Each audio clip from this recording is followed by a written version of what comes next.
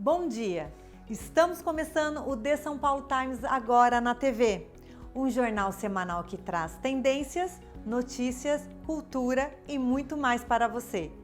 Toda semana na televisão, portal e nas redes sociais. Hoje vamos falar sobre o golpe do Pix. Você sabe como se prevenir? Botão soneca. Você utiliza essa função para conseguir acordar? Metaverso. Conheça 4 filmes e séries para entender essa tecnologia. Isso e muito mais no programa de hoje. Segundo uma pesquisa realizada por Aevo e Inventa, apenas 19% das empresas são reconhecidas pelo mercado como inovadoras. Saiba mais em nossa reportagem. Segundo o mapa da inovação corporativa realizado por Aevo e Inventa, apesar de 49% das empresas se autoconsiderarem inovadoras, apenas 19% são reconhecidas pelo mercado.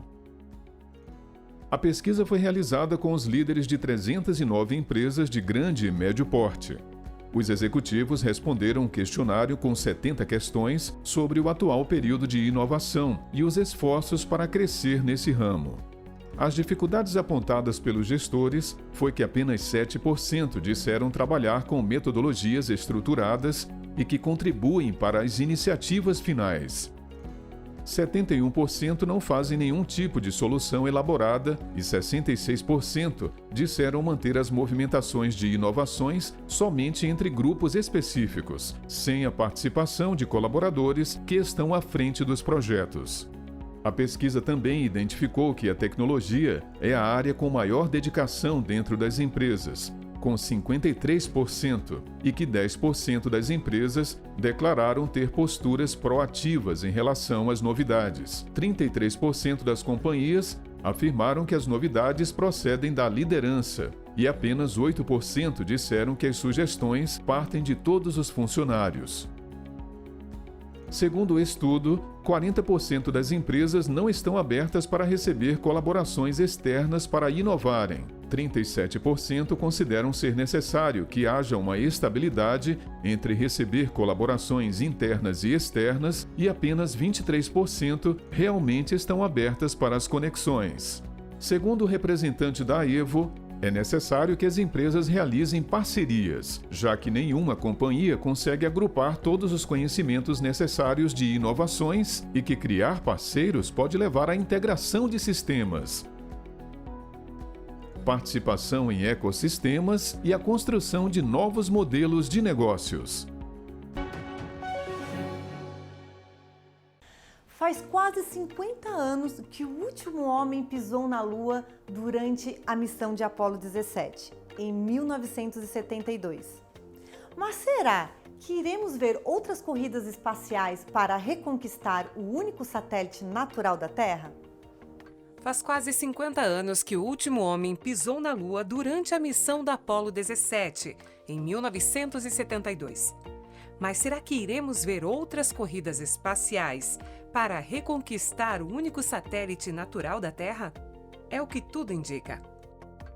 Alguns fatores, como os avanços tecnológicos da China, a tensão geopolítica entre Estados Unidos e Rússia e até mesmo a descoberta de água congelada na Lua, estimularam para que uma nova corrida aconteça.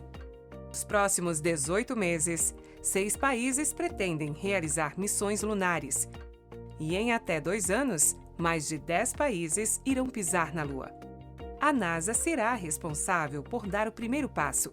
A Artemis 1, que falhou em 29 de agosto e em 3 de setembro, após enfrentar problemas técnicos, está prevista para ser lançada em novembro. O voo, com o objetivo de testar o superfoguete Space Launch System e a cápsula Orion, não será tripulado.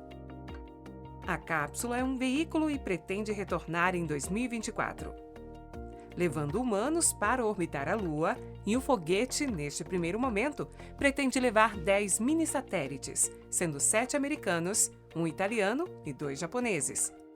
O foguete teve seu projeto iniciado em 2011 e já foram gastos mais de 33 bilhões de dólares, e a cápsula, que começou a ser desenvolvida em 2006, consumiu 22 bilhões de dólares. Ambos os projetos eram para ter sido lançados em 2016. O projeto Artemis I lembra a missão de Apollo 8, que em dezembro de 1968 foi o primeiro voo espacial tripulado a orbitar ao redor da Lua. Desta vez, a missão será longa, passando entre 26 a 42 dias no espaço antes de retornar para a Terra. E a Orion se tornará a nave tripulável a ir mais longe em toda a história da exploração espacial, com quase 500 mil quilômetros da Terra. No futuro, com o projeto se tornando um sucesso, a próxima missão será levar 4 astronautas para sobrevoar a Lua. Apesar de Apollo 8 ter sido o primeiro voo ao redor da Lua, somente no ano seguinte, em julho de 1969, foi que Apollo 11 levou o primeiro astronauta americano para pisar em solo lunar. Na época, quase 1 bilhão de pessoas assistiram a cena na televisão.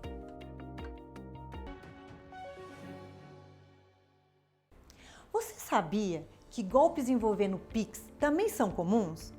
Somente no primeiro semestre deste ano aconteceram mais de 800 mil tentativas de fraude. Mas não se preocupe, separamos 6 dicas de como se prevenir e não passar por essa situação. Sofrer golpes com Pix são tão frequentes e normais quanto cair em golpes de boleto ou até mesmo realizar compras em sites fraudulentos. Segundo uma pesquisa realizada pela empresa PSAF, no primeiro semestre de 2022, houveram mais de 800 mil tentativas de golpes através do Pix. Apesar da grande quantidade, saiba que é possível se prevenir com algumas dicas. Confira. Dica número 1. Realize o pagamento de Pix somente dentro do aplicativo da sua instituição financeira. Muitos golpistas tentam aplicar fraudes por ligação, links e QR Code falsos. Dica 2. Nunca anote as suas senhas. Essa informação é útil para evitar qualquer tipo de golpe. Se por acaso você for roubada ou perder o seu celular, ter as senhas anotadas irá facilitar que os ladrões façam transferências bancárias utilizando o aplicativo do seu banco. Dica 3. Nunca confie em comprovantes de Pix. Por ser digital, os comprovantes são fáceis de serem manipulados. A melhor forma de conferir a transferência é abrindo a sua conta bancária. O Pix é instantâneo e o dinheiro irá cair na hora, então sempre confira o seu extrato bancário. Dica número 4. O Pix funciona através de chaves digitais que os usuários criaram no aplicativo do banco. Evite criar diversas chaves em instituições financeiras que você raramente utiliza, pois seus dados ficarão salvos em todos eles. Dica número 5. Procure utilizar chaves aleatórias ao invés de usar seu CPF, e-mail ou telefone. Os seus dados podem ser usados para aplicar golpes, solicitando cartões de crédito e financiamentos digitais. Agora que você já conhece algumas dicas de como evitar cair em golpes, por último e não menos importante, dica número 6. Sempre confira o nome da pessoa que irá receber a sua transferência bancária. Golpes envolvendo fotos e clonagem de WhatsApp também são comuns. Fique atento! Sabemos que a tecnologia está avançando em um nível bastante acelerado. Mas será que estamos passando dos limites? Um casal resolveu implantar um chip na mão para facilitar o dia a dia. Será que essa moda vai pegar?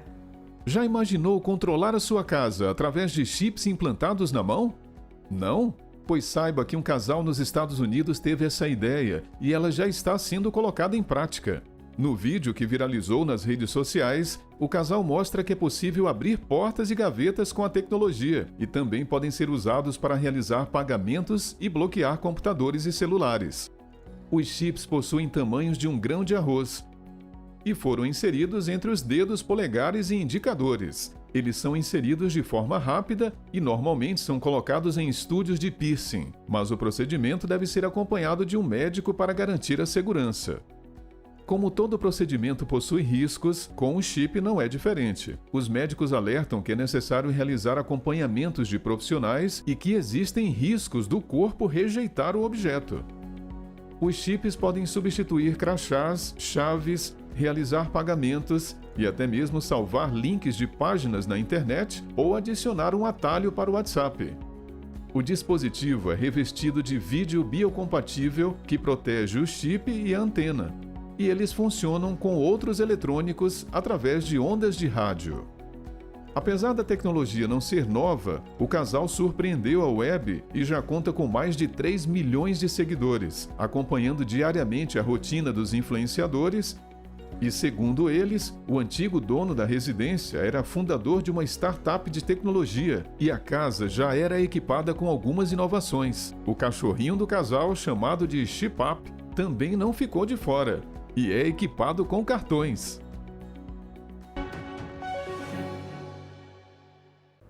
Você utiliza o botão soneca do seu celular só para ganhar mais 5 ou 10 minutinhos de sono? Pois saiba que isso pode ser prejudicial para a sua saúde. Você utiliza o botão soneca do seu celular só para ganhar mais 5 ou 10 minutinhos de sono? Pois saiba que isso pode ser prejudicial à sua saúde. Segundo o estudo da Universidade de Notre Dame, 57% dos entrevistados utilizam o botão soneca e, ao colocar o despertador para tocar repetidas vezes, pode acabar gerando efeitos negativos.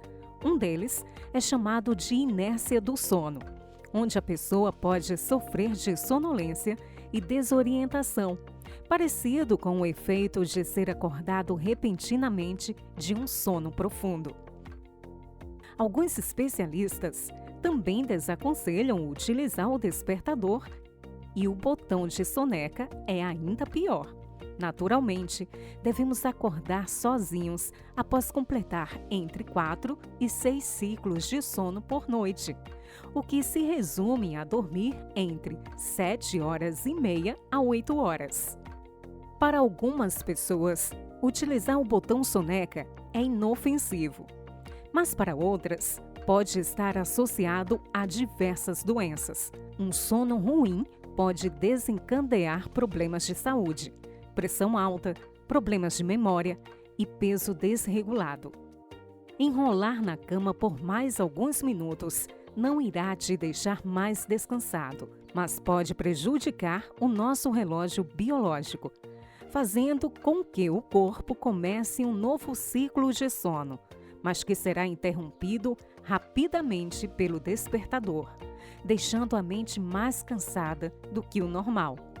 Segundo especialistas, reforçar o café da manhã ou tomar banho não será suficiente para despertar o sono, mas sim ir dormir mais cedo ou acordando mais tarde.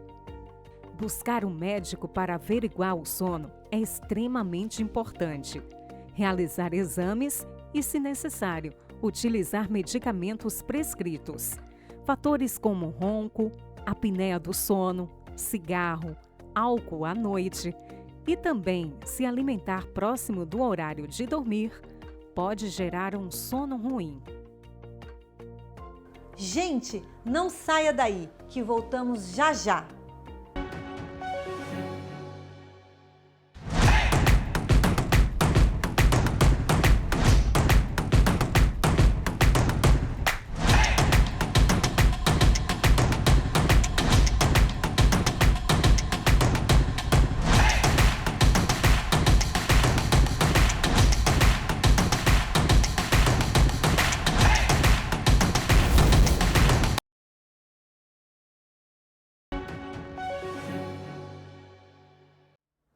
Participe com a gente e conte o que estão achando das nossas reportagens. Envie uma mensagem em nosso WhatsApp. Espero o seu contato. Não sabe o que é metaverso? Listamos 4 filmes e séries para que você consiga entender com mais detalhes sobre como funciona essa tecnologia.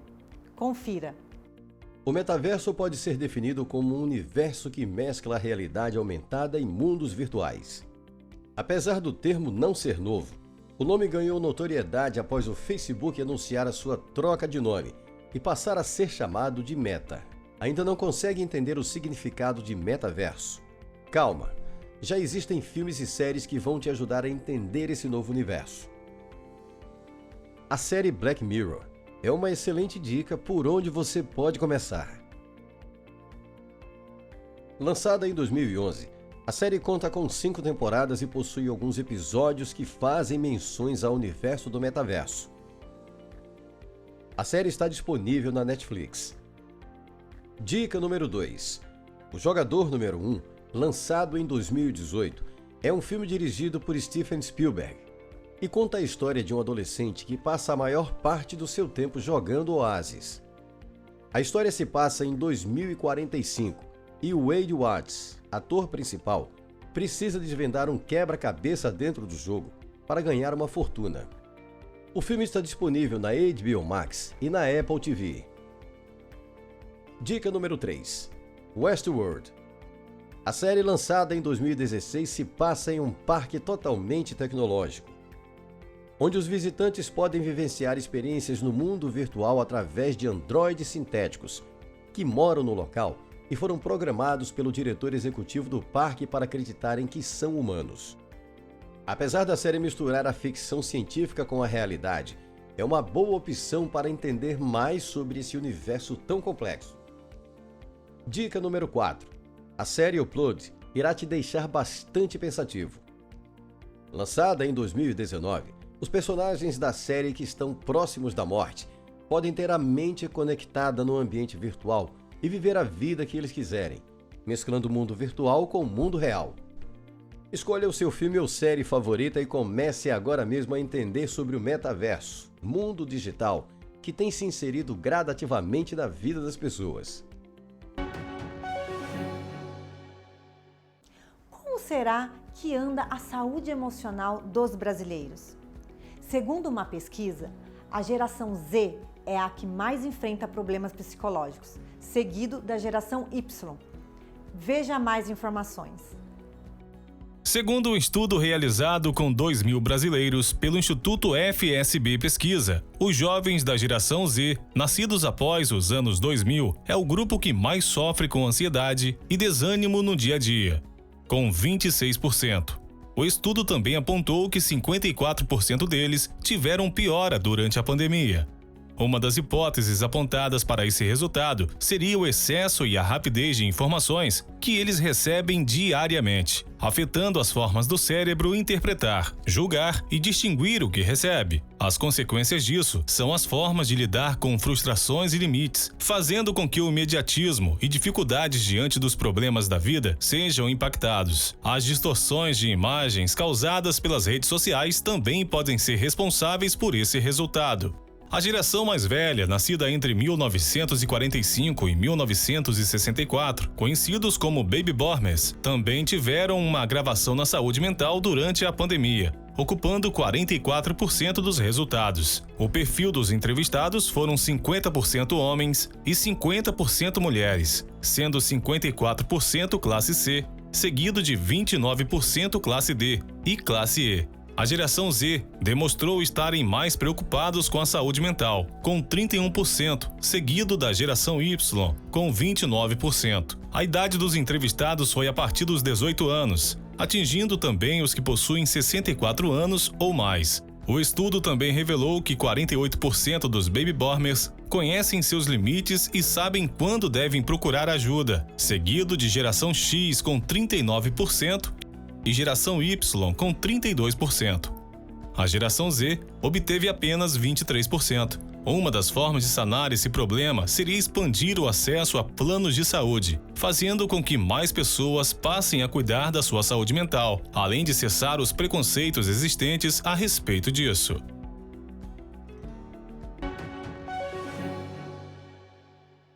Já ouviu falar de INCC?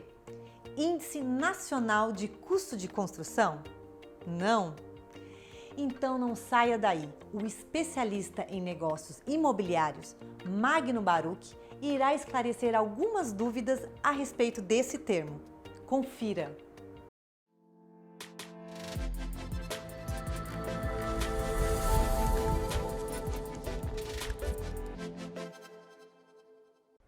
Fala pessoal, tudo bem por aí?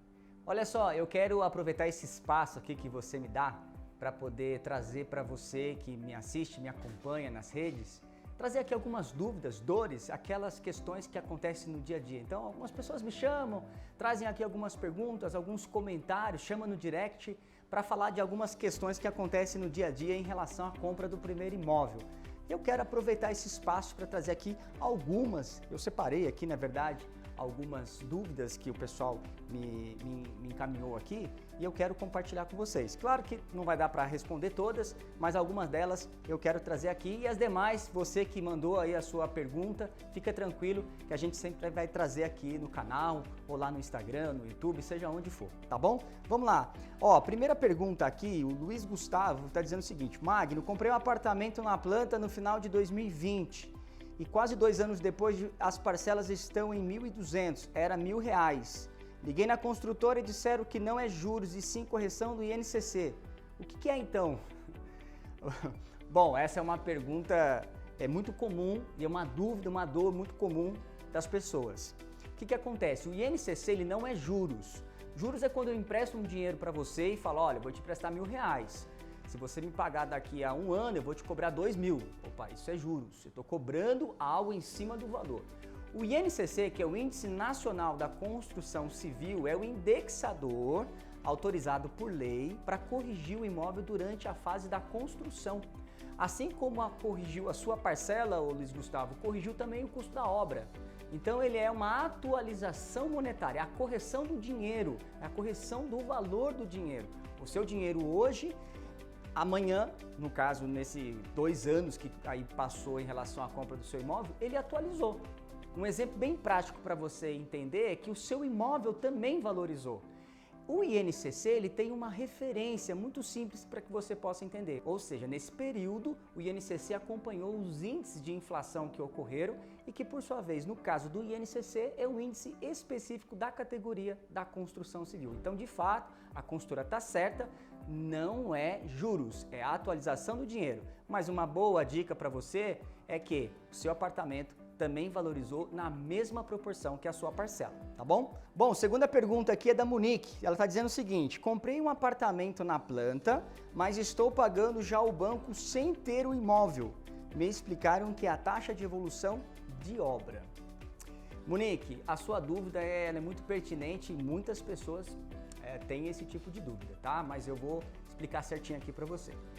Quando você faz um financiamento na planta, né, que é o associativo imóvel na planta, que hoje apenas a Caixa Econômica Federal e o Banco do Brasil é quem podem fazer esse tipo de financiamento, o banco não cobra durante a obra nenhum financiamento, mas ele cobra a taxa de evolução de obra. É um valor que o banco cobra, tá, até a obra ser concluída. Então, nesse caso, de fato, está correta a informação também da consultora, assim como foi dito na outra questão do Luiz Gustavo. Essa informação procede, é correta e o banco cobra sim essa taxa. A vantagem, e aí uma dica que eu dou para você é que é o seguinte: à medida que o valor vai subindo, você vai entender também que a evolução física da obra também está evoluindo.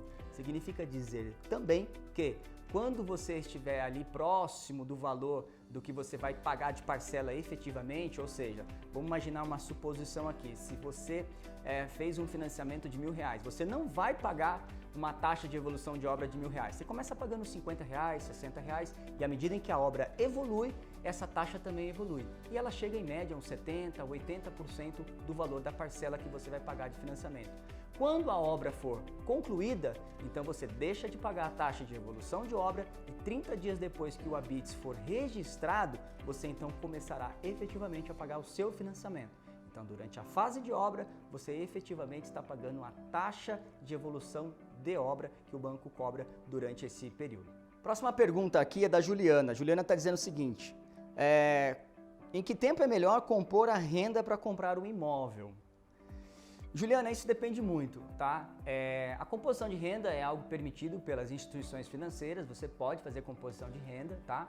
Então você pode compor a renda para melhorar, digamos assim, a sua capacidade de absorção de financiamento, tá? Às vezes você quer comprar um imóvel com alguém e a sua renda é baixa.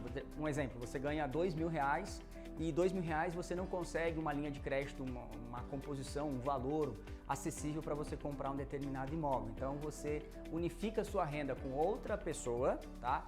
E compra e adere um financiamento para a compra de um imóvel.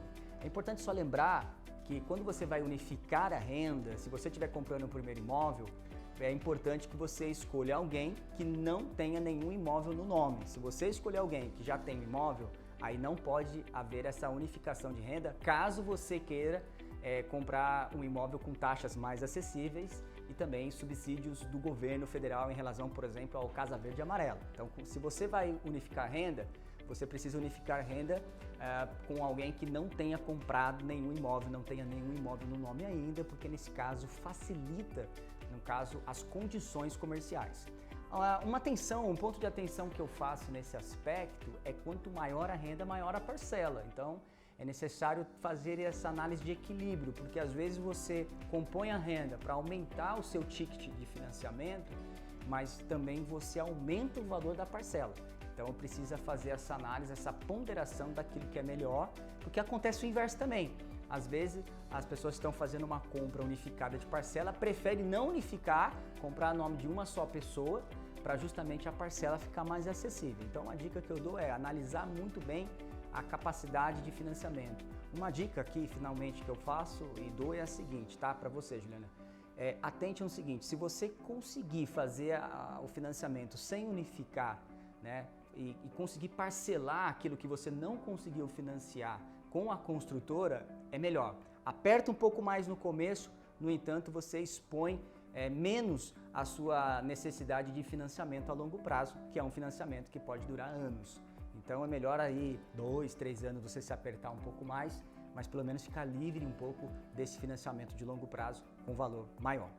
Bom, pessoal, eu tenho mais perguntas aqui, mas ao longo aqui do canal, me acompanha, eu vou trazer para vocês mais dúvidas, mais respostas, mais questionamentos, mais dores que as pessoas têm em relação aí à compra do primeiro imóvel. Então, continua seguindo a gente lá que a gente vai trazer mais informações iguais a essa aqui e fica aqui a minha gratidão para todos vocês que têm interagido e mandado aqui esses questionamentos, essas dúvidas, tá? É muito bacana interagir com todos vocês. Informação, cultura, saúde, empreendedorismo e muito mais. Esse foi o The São Paulo Times na TV de hoje. Continue nos acompanhando toda semana na TV, internet e redes sociais. Até a próxima!